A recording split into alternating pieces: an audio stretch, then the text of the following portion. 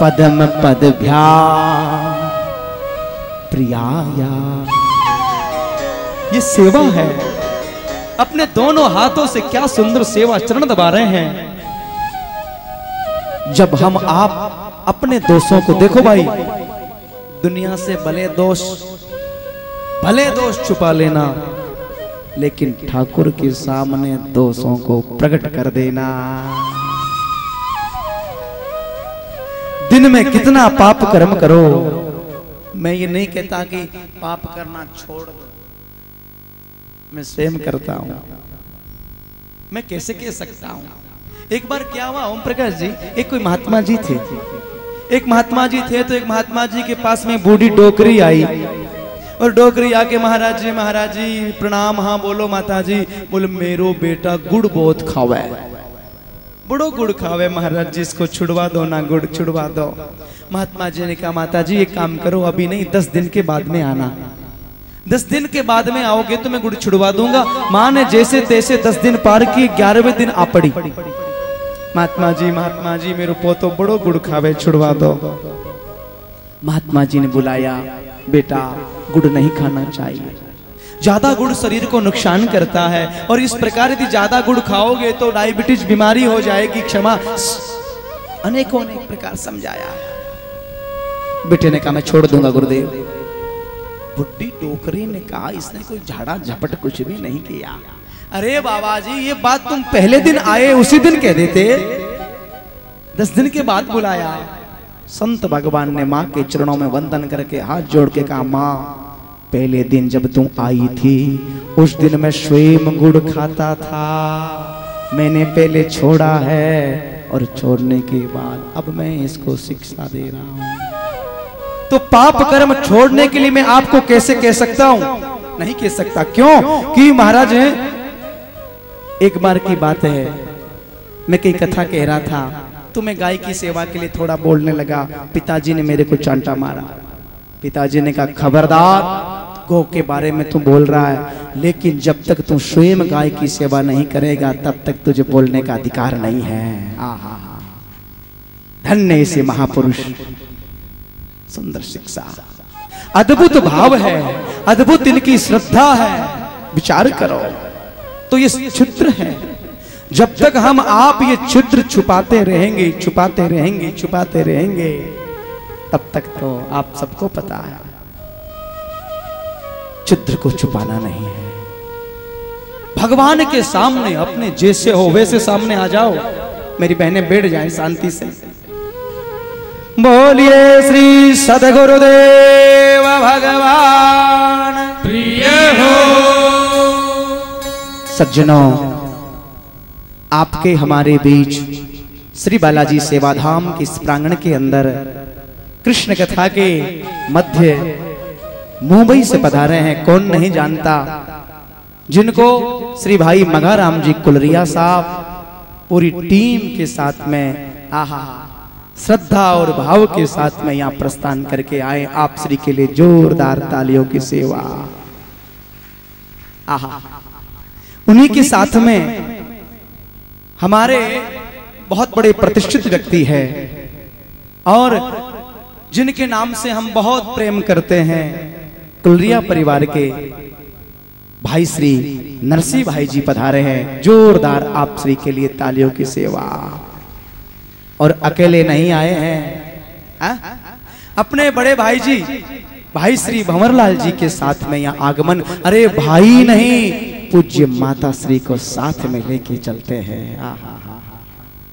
मैंने आज आपको पहले बैठते मैं निवेदन किया कि बेटा वो है जो बेटा अपनी माँ की सेवा और सुसेवा करता है, अपने पिता की सेवा करता है, वास्ते में वही तो बेटा है। इस ऐसे बेटों के लिए भगवान से प्रार्थना करूं, इन बेटों की रति मति गति ठाकुर के चरणों में समर्पित। अभी अभी मुंबई से पधारे हैं, सीधे बालाजी सेवाधाम में दर्शन कर रहे हैं। कितना भाव है, कितनी श्रद्धा है। और इतने महाराज हजारों किलोमीटर की लंबी दौड़ लगाते हुए जिनका ठिकाना नहीं रहता कि प्रातः काल का भोजन कहाँ होगा, जिनका ठिकाना नहीं कि सायंकाल विश्राम कहाँ करेंगे, जिनको पता नहीं कि महाराज हम अर्धरात्रि में कहाँ सोएंगे। आज मुंबई से चल के ऐसे परम धर्मनिष्ठ अपने पूरी परिवार को साथ में लेके, माता जी को, भाई को, अनुज को, सबको साथ में लेके पधारे हैं। इसलिए जोरदार कुलरिया परिवार के लिए तालियों की सेवा। और पद्माराम जी का तो कहना ही क्या है, हर बार रोज हाजिरी लगाते हैं गोसेवी पद्माराम जी। उनके सुपुत्र भी पधारे हैं, धन्य हैं। भाई शंकर लाल जी के लिए भी जोरदार तालियों की सेवा। आपने तो बेंगलोर में बहुत बड़ा विशाल आयोजन कर, फोन पे फोन आ रहे हैं। मैंने कहा मेरी सौगंध है, किसी को बुला लिया तो पहले फोन करें। आप मुझे फोन करके आते तो मैं आपको भी नहीं बुलाता। शुक्रगुजार करो कि आपने टेलीफोन मुझे नहीं किया, सीधे आ गए, इसलिए आपको प्रवेश मिल गया। ये गुरुद्वारा है, ये गुरु का द्वार है, ये गुरु का द्वारा है, सेवा धाम है। यहाँ क्या टेलीफोन करके क्या किसी की शादी, किसी बच्ची की शादी में थोड़ी जा रहे हो, गुरु महाराज के यहाँ आ रहे हो। हाँ हाँ, इसलिए मैंने स्टॉप लगाया इस वर्ष कि कोई भी राजनेता बन के नहीं आए, भक्त बन के, भगवान का परम स्नेही भक्त बन के कोई भी आ सकता है। लेकिन कोई यह कहे कि मैं मंत्री हूं, मैं महामंत्री हूं, मैं संतरी हूं, बालाजी सेवाधाम सब कुछ, सब सम्मान है। सज्जनों, आज श्री कृष्ण गोचारण के लिए प्रस्थान करते हैं। मां ने कहा बेटा मैं तुम दोनों का बंटवारा करती हूं। कैसे बंटवारा? आहा, मां ने बंटवारे का नाम सुना, बेटा तुम अलग हो जाओ। कृष्ण हिचकों से रो पड़ा। मां भाई भाई को अलग कर रही है, मां बंटवारा कर रही है। मां ने कहा बेटा रो क्यों रहा है, मैं बंटवारा नहीं कर रही, मैं कहती हूं कृष्ण छोटा है, बछड़ा चराने जाएगा, बलराम बड़ा है, गोचारण के लिए जाएगा। एक बात कहूं, हिम्मत उस दिन नहीं टूटी जब शत्रु की तलवार उठी, हिम्मत उस दिन टूट गई जब घर में भाई की दीवार उठी। भाई भाई अलग नहीं हो, आहा, भाई भाई साथ रहो। आपने देखा होगा, आहा, राम जी और भरत जी कभी अलग नहीं हुए। विचार कर, भाई भाई का बंटवारा ठीक नहीं लगता है। भाई मेरे मां के चरणों में वंदन किया। मां ने कहा नहीं नहीं बेटा तू छोटा है, गोचारण के लिए प्रस्थान, बछड़ा चराने जा। उसी समय श्री कृष्ण है और सबके सब ग्वाल बाल सखा है, गोचारण को प्रस्थान करते हैं। छोटी छोटी गैया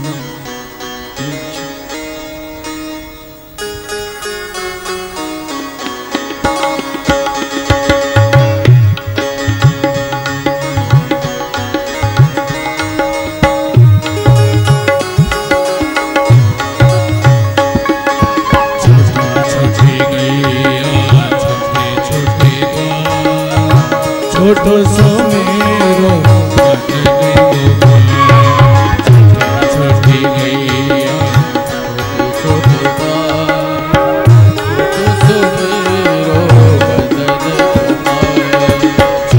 छोटी गैया छोटो सो मेरो हरिहा छोटो सो मेरो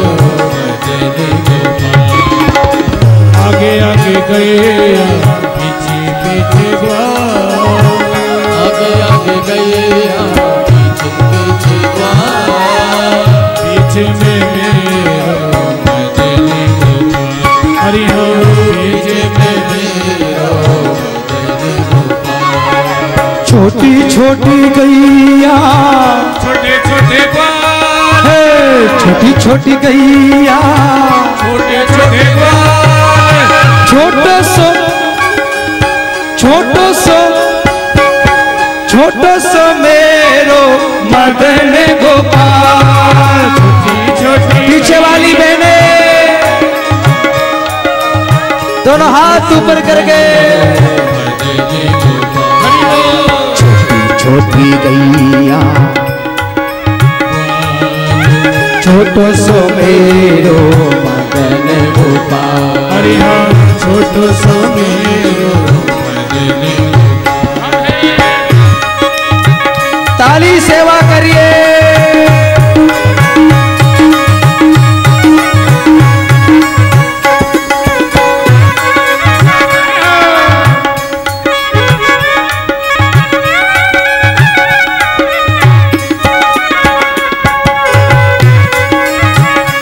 बलवीर के लिए जोरदार तालियों की सेवा। हरि बोल।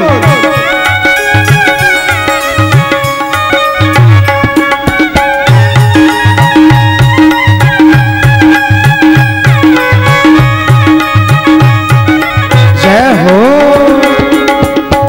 घास खा गैया दूध पीवे ग्वाल। घास खा गैया दूध पीवे ग्वाल। घास खा गैया दूध पीवे ग्वाल। घास खावे गैया दूध पीवे ग्वाल। माखन खावे मेरो मदन गोपाल। माखन खावे मेरो मदन गोपाल। छोटी छोटी गैया छोटे छोटे ग्वाल। छोटी छोटी गैया छोटे ग्वाल। छोटो सो मेरो मदन गोपाल। छोटो सो मेरो मदन गोपाल।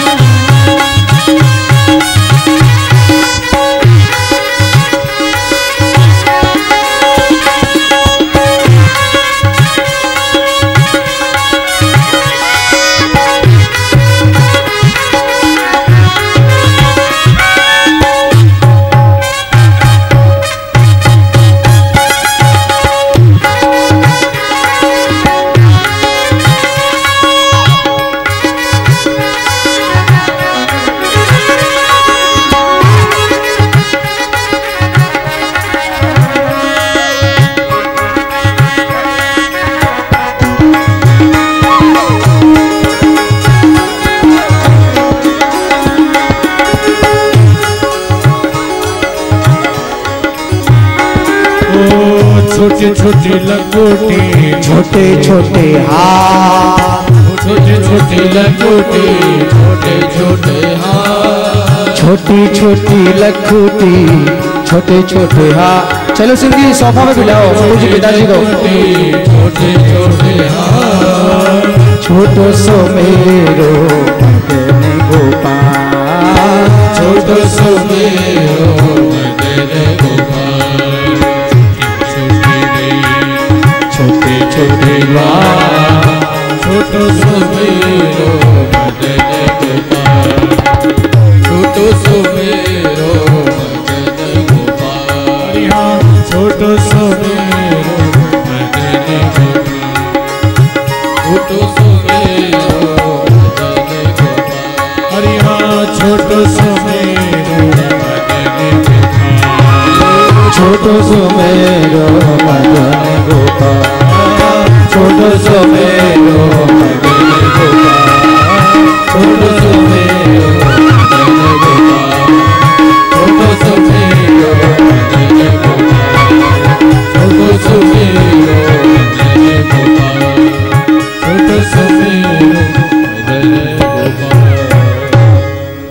भगवान कृष्ण गोचारण के लिए प्रस्थान करते हैं। कंस अनेकों अनेक राक्षस भेजता है।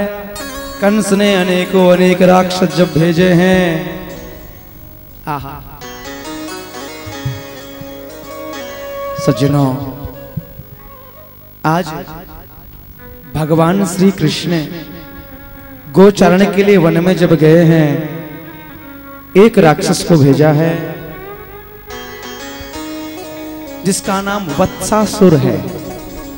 वत्सासुर किसे कहते हैं? वत्सासुर एक बछड़े का रूप लेके गया है। वत्सासुर मन की चंचल वृत्ति को कहते हैं। आपके मन की चंचल वृत्ति उसका नाम वत्सासुर है। जब तक व्यक्ति की मन की चंचल वृत्ति समाप्त नहीं हो जाएगी तब तक भगवत दर्शन होना दुर्लभ है। मन की चंचलता समाप्त होते ही झटपट परमात्मा का दर्शन हो जाएगा। मन की खटपट मिटी दर्शन हो, मन के वारे बन गए ओ मन तज बासी, कह कबीर क्या कीजिए ये मन ठहरे, ये मन ठहरे। हम और आप यहाँ बैठे हैं और हमारा मनीराम जी घर चला गया। और जी मैं तो आ गई, कहीं बहू है ना वो गड़बड़ नहीं कर दे। मेरी माँ बैठी है सोफा पे, सिरसा से आई है। आहा। लेकिन माँ के मन में यह है कि मैं तो बालाजी सेवाधाम आई हूं, लेकिन पीछे घर में बीननी गड़बड़ नहीं कर दे बहू। ऐसा भाव है। ये मन जब तक ये चंचलता में रहेगा तब तक परमात्मा का दर्शन नहीं होगा। सेठ कथा में बैठा है और बैठे बैठे विचार कर रहा है कि ऑफिस की टेबल के ऊपर मुनीम गड़बड़ तो नहीं कर रहा है। समझ लो, तब तक कथा प्रभावशाली नहीं है। जब तक कथा को सुनते हो तब तक मन को साथ में लेके आना है। मन, आपका शरीर यहाँ है और मनीराम जी तो घर के दरवाजे पे है। मनो एव मनुष्याणां कारण बंध मोक्षय, कारणं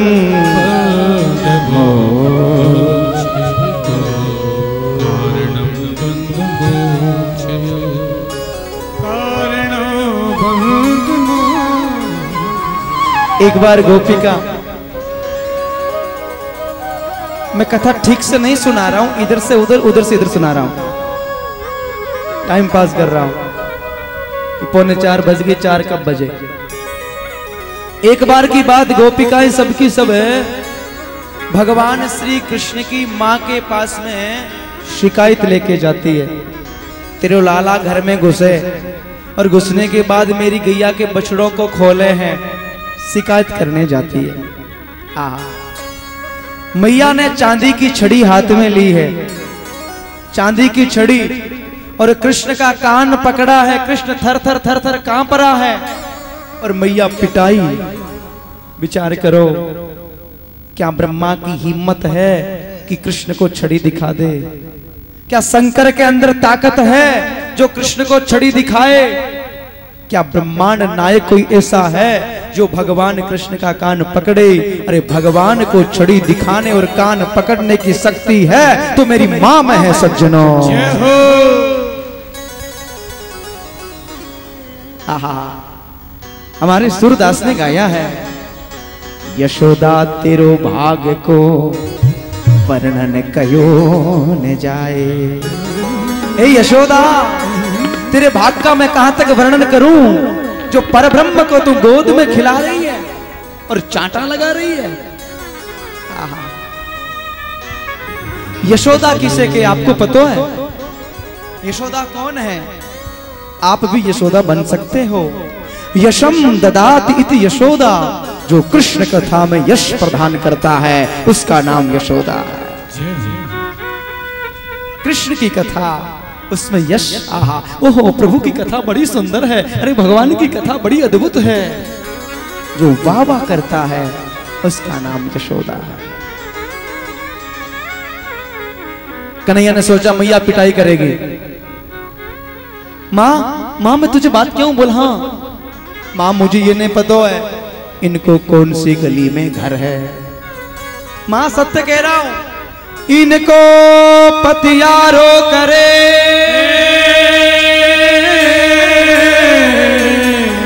मैं तस्कर यह सहा कि चोर नाम मेरो धरे तो मेरो हो नाम प्यारी मैया मैया माँ, ये सबरी झूठ बोले हैं, ये सबकी सब गोपिका झूठ बोल रही। माँ मैं तेरी सौगंध खा के कहूं, मेरे को ये नहीं पता कि कौन सी गली में इनको घर है, कौन सी गली में। माँ ये दुनिया में मेरे को बदनाम कर रही है, ये चोर है, ये चोर है, ये चोर है। और दुनिया में चोर चोर यदि कहना शुरू कर दिया तो मेरी सगाई नहीं होगी, सगाई नहीं तो मेरा विवाह नहीं होगा, मुझे कोई छोरी नहीं देगा। मुझे आहा चोर नाम मेरो धरे, मेरो होने देगी न ब्याह। आहा कृष्ण क्या चोर है क्या? बताओ ना, कृष्ण चोर है? कृष्ण चोर है, मैं कहता हूं। अरे कृष्ण चोर नहीं, मैं कह सकता हूं कृष्ण चोरों का सरदार है। चोरम कृकन्यम मनसा स्मरामि, चोरा अग्रण्यम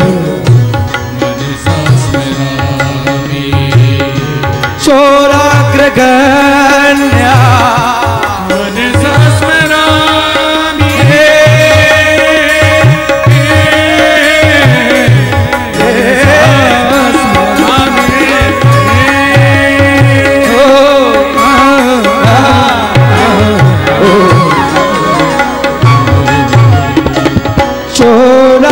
चोराग्रगण्यम मनसा स्मरामि।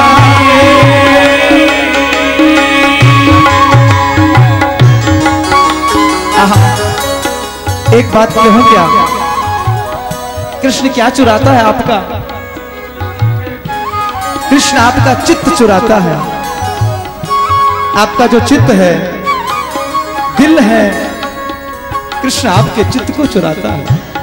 आपने देखा होगा कृष्ण का नाम माखन चोर है, कृष्ण का नाम चीर चोर है, कृष्ण का नाम चित्त चोर है।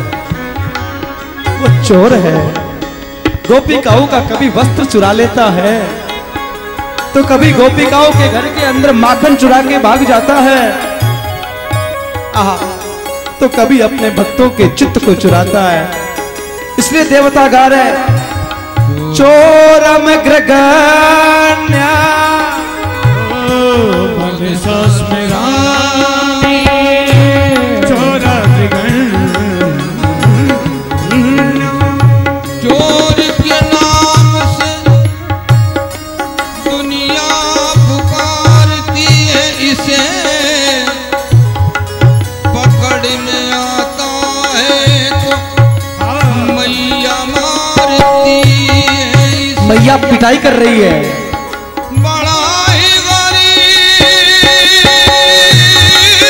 है, पास में काली कमलियां है, और मन को बहलाने के लिए बांस की बांसुरियां है।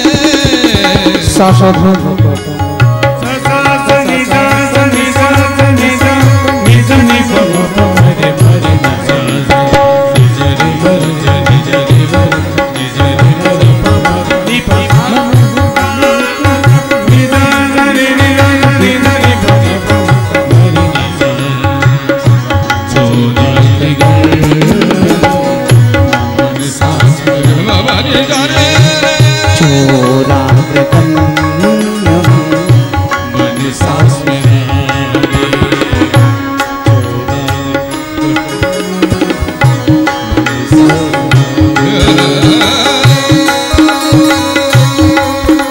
एक बार की बात है, कथा को आगे बढ़ाऊं। कृष्ण क्या करते हैं? कृष्ण बैठे हुए हैं और मां ने कहा क्यों रे चोरी करे तू, गोपिकाओं घर में माखन जाके खावे तू मेरी बदनामी करावे। 9 लख गाय तेरे नंद भवन में, नयो नित माखन होवे।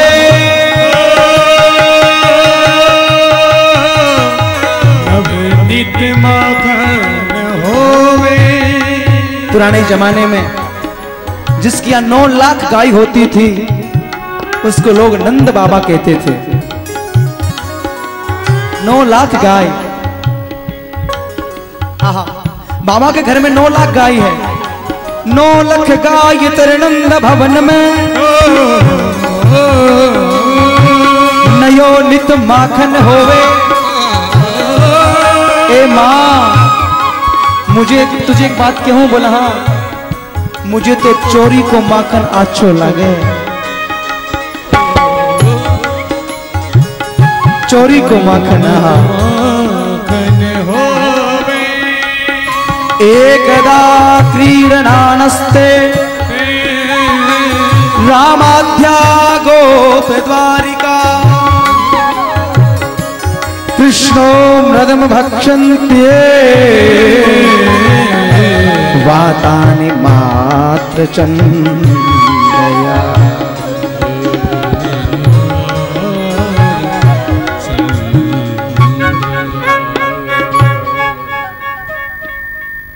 ओम प्रकाश जी, एक बार की बात है, भगवान श्री कृष्ण ने मन में विचार किया,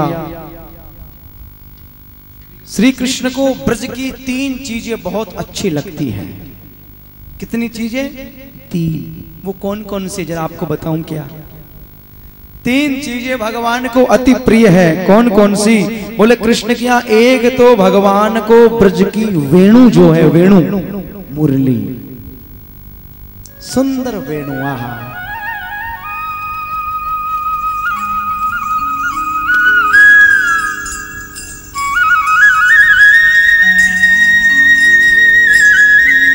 तिवारी जी वेणु बजा रहे हैं, आहा क्या बात है। तिवारी जी के लिए जोरदार तालियों की सेवा।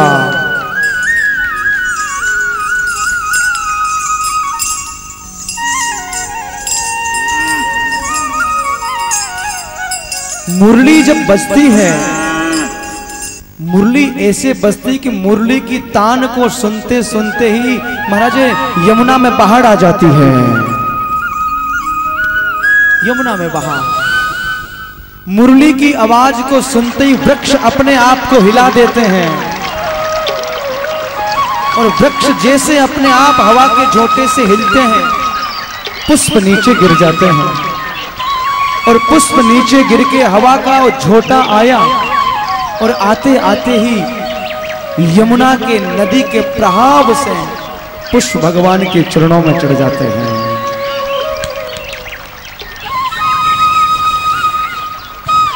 भगवान कृष्ण जब मुरली बजाते हैं, गो माता पूंछ को ऊपर करके जोर से हुंकार भरती है।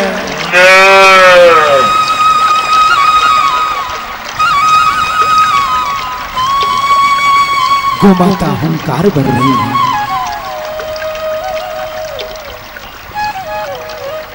भगवान ने वेणु क्यों बजाई, थोड़ी चर्चा करें क्या? अच्छे लोग सुनने वाले हैं। कृष्ण मुरली क्यों बजाते हैं? आपने कभी सोचा? कृष्ण है ये मुरलीधर क्यों है, मुरली को क्यों धारण किया? थोड़ी सी, ज्यादा चर्चा नहीं, 5 मिनट चर्चा करेंगे सज्जनों। भगवान मुरली इसलिए बजाते हैं, मुरली बांस की है, और ये बांस अंदर से एकदम पोला है, पोला। कौन सा बांस? ये आपका हमारा जो ये बांस शरीर है महाराज, एकदम बांस पोला है, अंदर कोई भी कुछ भी उसके अंदर नहीं है, और उस बांस के ऊपर छिद्र है। छिद्र, छिद्र समझते हो? अरे भाई, बांस के ऊपर छिद्र है, आपने देखा होगा, भैया के पास मुरली है।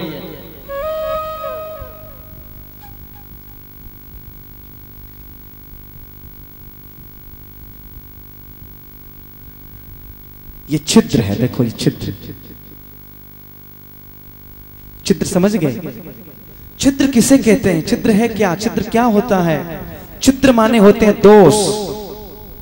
आपके हमारे अंदर जो दोष है, मुरली ने ये छिद्र जो है, इन छिद्रों को अपने आप छुपाया नहीं है, छिद्रों को खोल के सामने रखा है।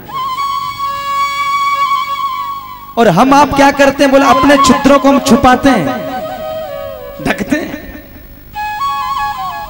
कई छिद्र माने दोष, और दोष को महाराज हम आप सब के सब छुपाते हैं।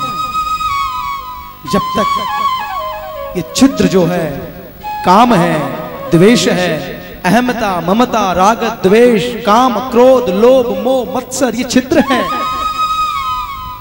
पाप कर्म करेंगे तो छुपाएंगे ना हम, छुपाओ मत, प्रकट करके रखो।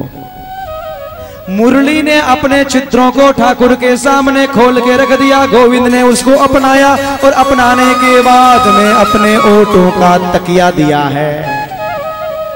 ओठ का तकिया दिया है, और तकिया देके भगवान श्री कृष्ण अपने हाथों के द्वारा मुरली के चरणों की सेवा कर रहे हैं।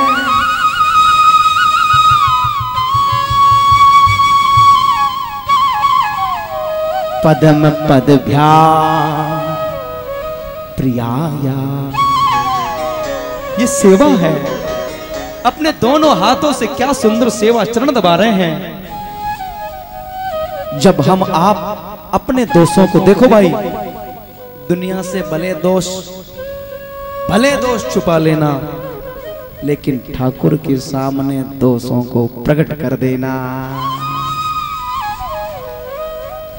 दिन में कितना पाप कर्म करो, मैं ये नहीं कहता कि पाप करना छोड़ दो, मैं स्वयं करता हूं।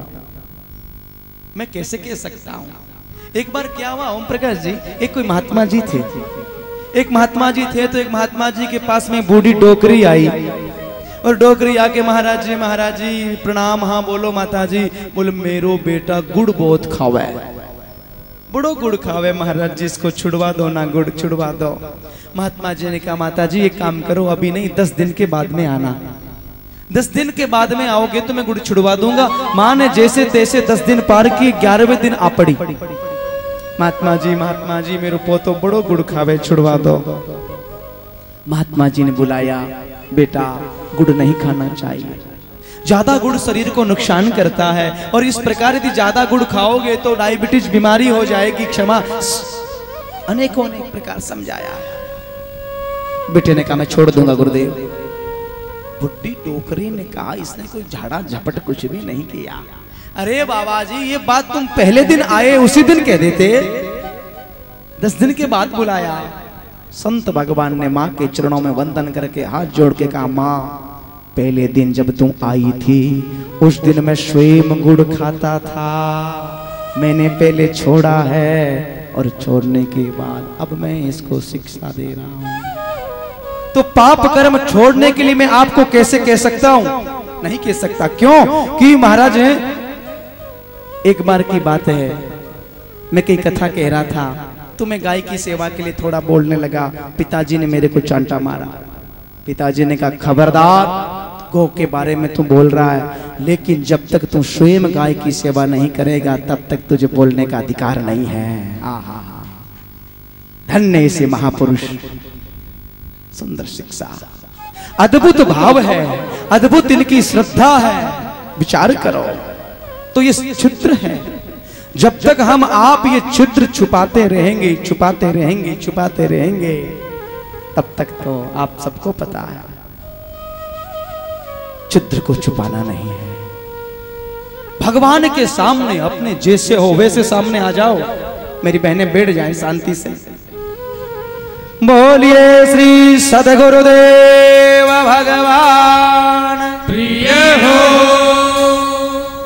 सज्जनों, आपके हमारे बीच श्री बालाजी सेवाधाम के इस प्रांगण के अंदर कृष्ण कथा के मध्य मुंबई से पधारे हैं, कौन नहीं जानता, जिनको श्री भाई मघाराम जी कुलरिया साहब पूरी टीम के साथ में आहा श्रद्धा और भाव के साथ में यहाँ प्रस्थान करके आए। आप श्री के लिए जोरदार तालियों की सेवा।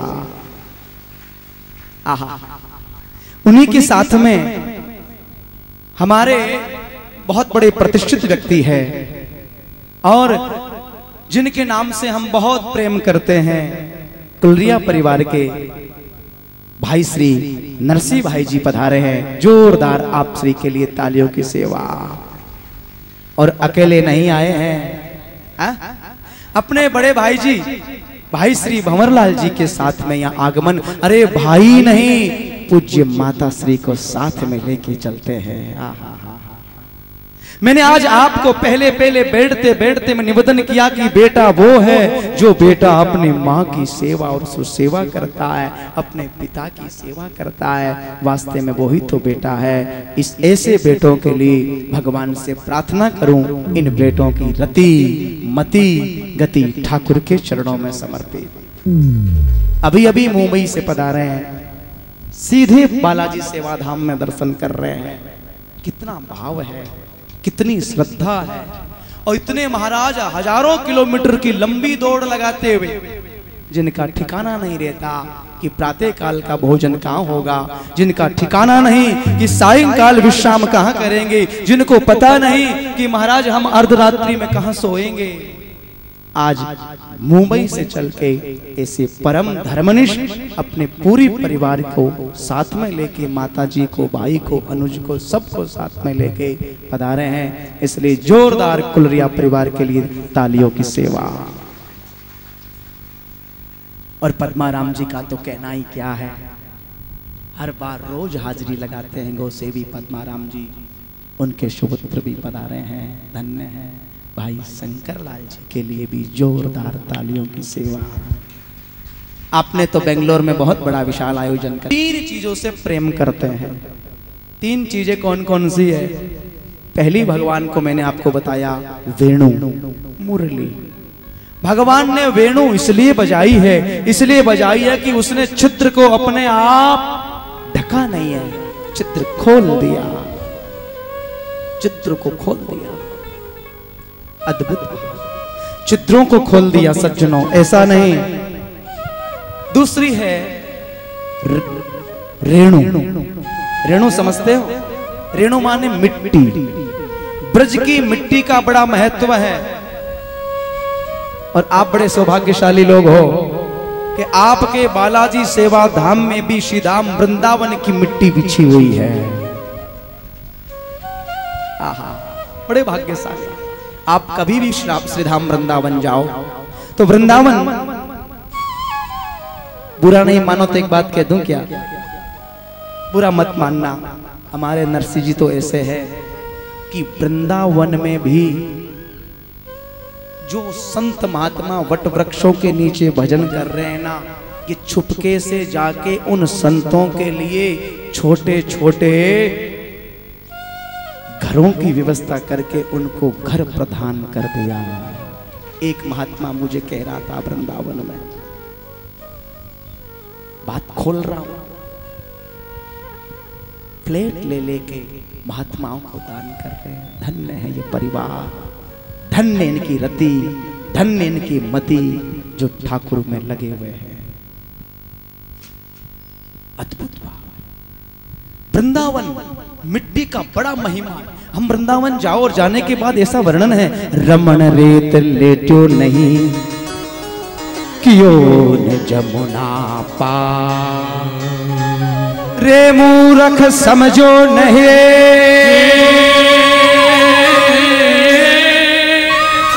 ब्रज को तत्व महा, ब्रज को तत्व महा, कि ब्रज को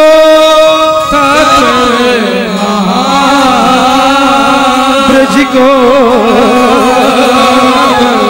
भारत की माँ जो अपने बेटे को साक्षात परब्रह्म परमात्मा श्री नारायण कृष्ण बन के आए हैं, और मैया डांट लगा रही है, क्यों रे मंदात्मन, क्यों रे मरकट बंधु बंदरों का यार, तूने माटी खाई है? माँ तेरी सौगंध खा के क्यों, मैंने मिट्टी नहीं खाई है, तेरी सौगंध। ये सबरे मेरे झूठ बोल रहे सखा। मैया ने कहा एक काम कर ले, तेरे मुंह खोल के दिखा दे। मैया मेरे मुंह में, हाँ देख ले। इतने में मधुमंगल ने कहा माँ वो तो कब की पेट में चलेगी, मुंह में थोड़ी है। माँ ने कहा थोड़ी बहुत होगी, वो तो लगी तो रह जाएगी, थोड़ी बहुत। भगवान श्री कृष्ण द्वारकाधीश ने अपना मुखमंडल खोला है। भगवान के मुखमंडल के अंदर जैसे खोलते मैया क्या देखती है, 14 भवन भगवान के मुखार बिंद में दिखाई दे रहा है। 14 प्रकार के भवन में महाराज 9 प्रकार के वर्ष है, वो 9 प्रकार के वर्ष भगवान के मुख में दिखाई दे रहा है। 9 वर्षों में एक भारत वर्ष है, वो आपका भारत वर्ष भी भगवान कृष्ण के मुख में दिखाई दे रहा है। भारत वर्ष के अंदर महाराज उत्तर प्रदेश वो भी दिखाई दे रहा, उत्तर प्रदेश में ब्रजमंडल है वो भी दिखाई दे रहा। ब्रजमंडल में माँ का जो ये सुंदर घर है, वो प्रांगण भी कृष्ण के मुखार बिंद में दिखाई दे रहा है। और मैया चांदी की छड़ी लेके हाथ में, चांदी की छड़ी हाथ में लेके खड़ी हुई है। कान पकड़ के वो दृश्य भी कन्हैया के मुख में दिखाई दे रहा है। ओ बेलाला, हमें ऐसा लगे कि तू कोई भगवान दिखे। मैया बिल्कुल नहीं। मैया कहती मैंने तेरे मुख में अभी कुछ देखा है। श्री कृष्ण उसी समय माया को आदेश देते हैं, देवी है सा गुणमयी मम माया। माया को कहा जो कुछ मेरी माँ ने देखा है सब माँ मेरी भूल जाए। माया ने बुलाया। इस प्रकार भगवान कृष्ण श्री कृष्ण छोटी सी छोटी लीला करते हैं बालकों की तरह, तो बड़ी सी बड़ी लीला भी भगवान करते हैं। बड़े बड़े अरिष्टासुर, कैसी धेनुकासुर, सबके सब राक्षसों को भगवान ने मारा, लेकिन हाथ में कोई आयाधु नहीं है तो केवल एक मुरली है। भगवान की दृष्टि से पूरी सृष्टि सुधरती है। सज्जनों, श्री कृष्ण ये लीला क्यों करते हैं? श्री कृष्ण हम आपको शिक्षा देने के लिए करते हैं। श्री कृष्ण ने ये कहा इसलिए मिट्टी खाई। भगवान कहते हैं कि मैं भी मेरी मिट्टी से प्रेम करता हूं। मैं भी, जो मेरी मिट्टी धराधाम है। मैं 10 मिनट पहले आपसे कह रहा था, आप लोग भी अपनी मिट्टी से प्रेम किया करो। देखो, हमारा कुलरिया परिवार मुंबई छोड़ के अपनी माटी से यहाँ प्रेम करते हैं, इसलिए पूरा सब कुछ छोड़ के यहाँ अपनी माटी पे आए हैं और माटी पे आके सुंदर प्रेम कर रहे हैं।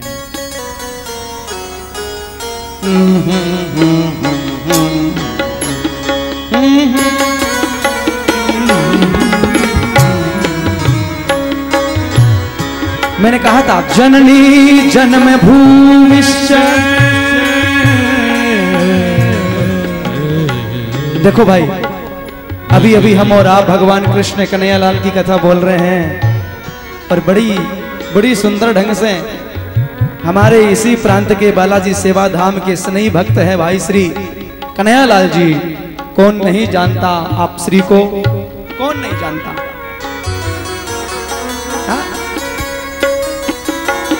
सांसद सचिव है हमारे यहाँ के नौका मंडी के एमएलए साहब के लिए जोरदार तालियों की सेवा।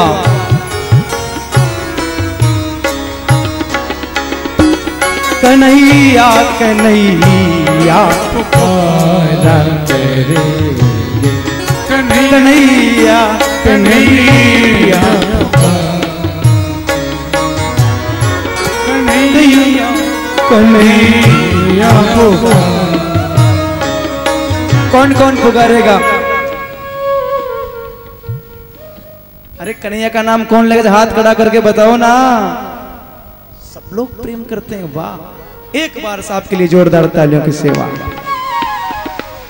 कन्हैया कन्हैया पुकार, कन्हैया कन्हैया लताओं में ब्रज की गुजारा, लताओं में ब्रज की गुजारा, कहीं तो मिलेंगे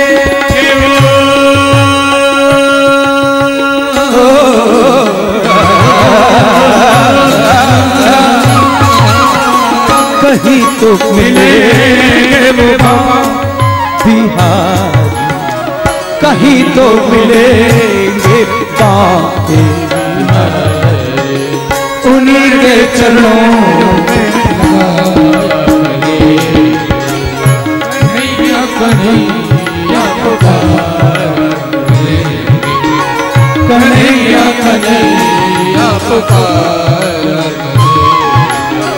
कन्हैया कन्हैया कन्हैया कन्हैया कन्हैया। देखो भाई, मैं हर कथा में कहता हूं एक को पकड़ो, एक है वो एक, चाहे उसको कन्हैया बोल दो, चाहे उसको कृष्ण बोल दो, चाहे उसको राम कृष्ण परमहंस कुछ भी बोल दो, लेकिन पकड़ना एक को पड़ेगा। एक साधे सब साधे तो सब साधे सब जाए, सब साधे सब सब साधे सब। हम लोग जब तक एक को नहीं पकड़ेंगे तब तक जीव का कल्याण नहीं हो सकता है। मगर राम जी निवेदन करूं, गोस्वामी तुलसी बाबा ने कहा वारी मथे घृत होय, समझ गए होंगे, मिट्टी को पेलने से भले घी निकल जाए, निकलता तो नहीं है लेकिन बाबा ने कहा शायद निकल जाए, मिट्टी को पेलने से शायद घी निकल जाए, लेकिन हरि के भजन के बगैर कल्याण होने वाला नहीं है।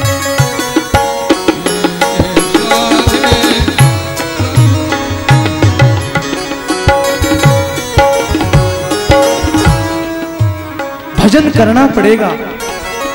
अब प्रश्न उठ गया, भजन किसका करें?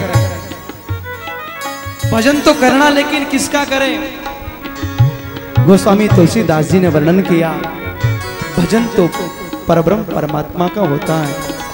अरे भजन करने की शिक्षा नहीं, बालक जब जन्म लेता है और जन्म लेते ही माँ के गोद में बैठ जाता है तो माँ उसको गोद में बिठा के ऊपर से ऐसे पीटती है, राम राम राम राम राम राम राम।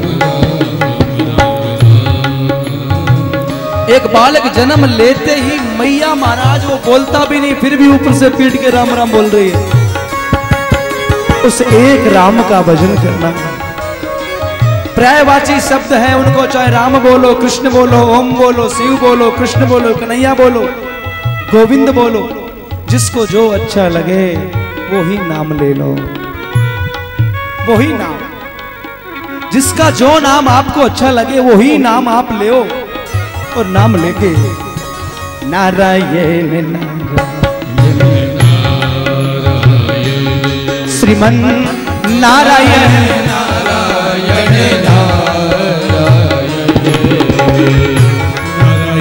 नारायण नारायण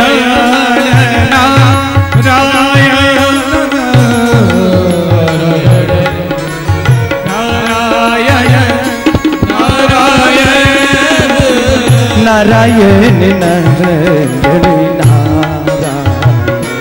श्रीमन नारायण नारायण नारायण श्रीमन नारायण नारायण नारायण।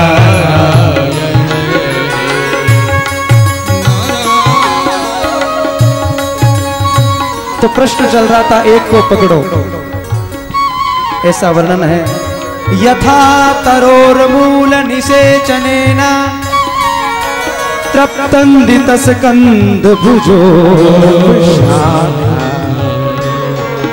एक वृक्ष है, वृक्ष एक है, चाहे वो आम का है चाहे वो अनार का है, एक वृक्ष है तो उस वृक्ष का एक मूल जड़ तो एक है, एक जड़ है। आप वृक्ष के पानी कहां डालोगे? पानी जड़ में डालोगे, और जड़ में यदि आप पानी डालोगे तो वृक्ष हरा भरा हो जाएगा। पत्तों के ऊपर पानी छिड़कना शुरू कर दिया तो वृक्ष नष्ट हो जाएगा। जड़ में पानी डालना पड़ेगा। जड़ में पानी डाला तो वृक्ष पूरा हरा भरा हुआ, शाखाएं आई है, पर शाखाएं आई हैं, डालियां हैं, पत्ते पल्लवित हो गया, पुष्प और पुष्प के बाद फल लग गया। पानी कहां डाला? जड़ में। सब देवी देवताओं का मूल एक भगवान श्री कृष्ण है।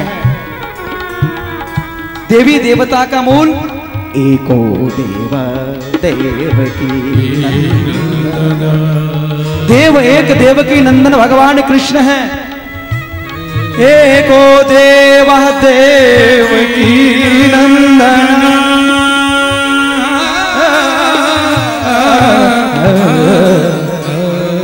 एक देवकी नंदन भगवान कृष्ण है।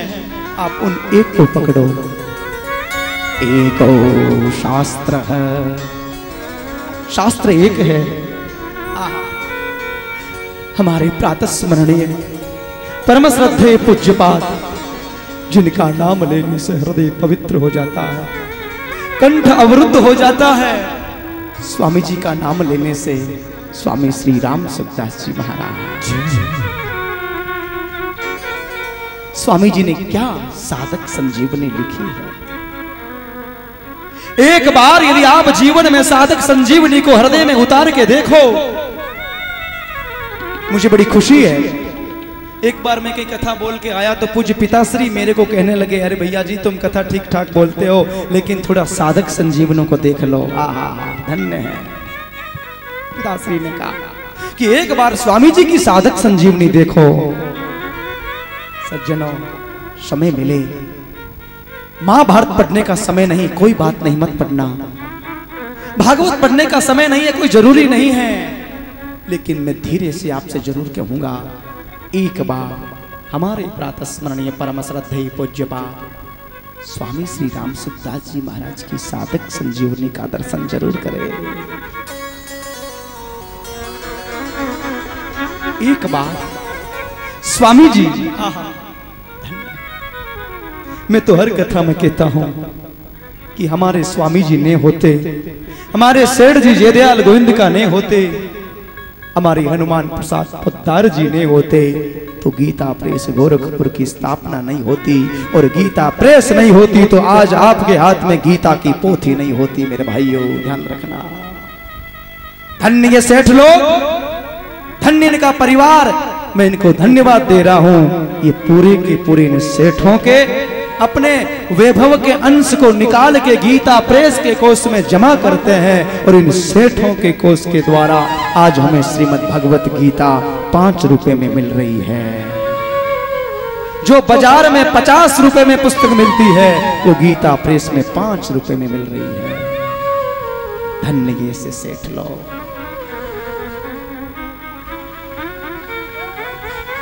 अद्भुत भाव है, अद्भुत।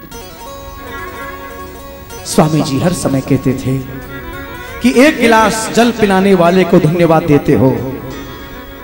बार बार स्वामी जी ने कहा कि जिसने 6 हाथ का शरीर दिया है, जिसने उठने बैठने खाने पीने सोने की शक्ति दी है, उस नारायण को धन्यवाद नहीं दोगे क्या? एक गिलास जल पीने वाले को धन्यवाद और नारायण को धन्यवाद नहीं। आहा, धन्यवाद देने के लिए माला लेने की जरूरत नहीं है, धन्यवाद के लिए जटा जूट रखने की आवश्यकता नहीं है, धन्यवाद के लिए मूंड मुनाने की वस्त्रों की आवश्यकता नहीं है। धन्यवाद आप अपनी ऑफिस की टेबल पे बैठ के भी दे सकते हो।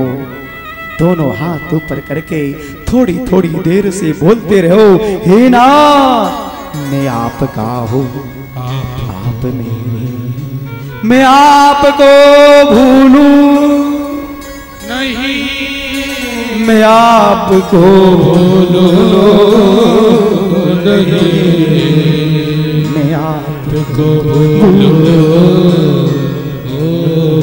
मैं आपको भूलूं नहीं। ये धन्यवाद है।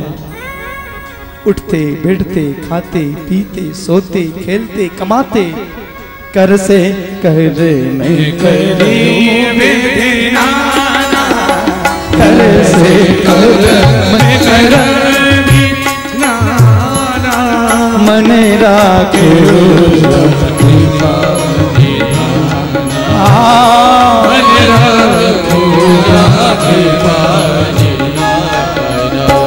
कर से करम विधिना कर से करम विधिना मन राखे कृपा मन राखे अपने हाथों से काम करते रहो, संसार का काम करते रहो, समाज की सेवा करते रहो और समाज की सेवा करते करते मन राखो मन राखो। श्री कृष्ण गोविंद हरे मुरारे श्री कृष्ण गोविंद हरे मुरारे नाथे दीना मान मोर बदंती नाथे दीना नाथे दीना श्री कृष्ण गोविंद हरे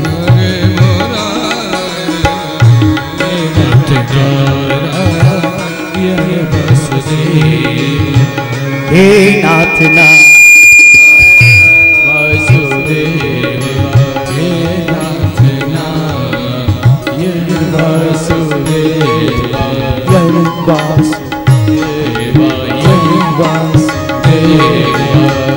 वासुदेव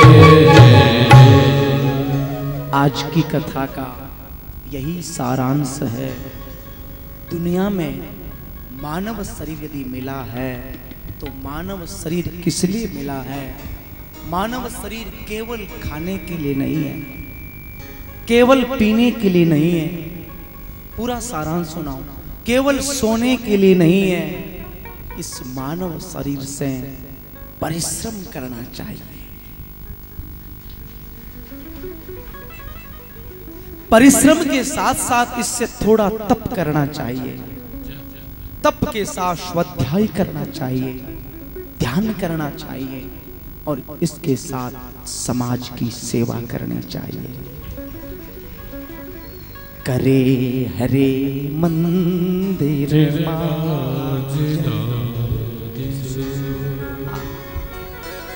समय पर काम से समय फुर्सत, इन सेठों से हमें ये शिक्षा लेनी चाहिए, इन महापुरुषों से हमें ये शिक्षा लेनी चाहिए कि इन लोगों के इतना काम, लेकिन पूरे काम को छोड़ने के बाद भी 10 मिनट हजारों किलोमीटर दूरी से दौड़ते दौड़ते कृष्ण की कथा में आके गोता लगा रहे हैं। ये शिक्षा है, केवल ये शिक्षा है। भगवान ने मानव तन दिया, बड़े बागे मानस तन पावा, बड़े बड़े भाग्य से ये मानव दुर्लभ है, बड़ा दुर्लभ है। ये मत सोचना कि अगली बार हमें फिर मिल जाएगा ये शरीर, नहीं मिलेगा। सेठ जी शास्त्रों में ऐसा वर्णन है, एमएलए साहब से निवेदन करूं, कीटेषु कोटि शत जन्मस मानुष तत्वम, कीटेषु कोटि करोड़ों जन्म जन्मांतर आहा भोगते भोगते भोगते भोगते आखिरी ये मानव तन मिला है। मानव तन, मानव, और ये मानव तन मिला है, इसको हम ऐसे घुमा रहे हैं। आहा, अरे मेरे भले आदमी, ये खाने पीने के लिए नहीं आए हैं।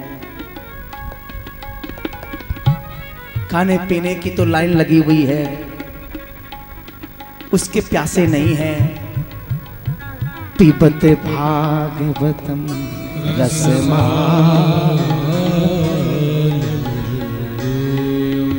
कृष्ण कथा अमृत पीने के लिए आए हैं, फॉर्मलिटी नहीं। अद्भुत पिबत भागवतम रसमा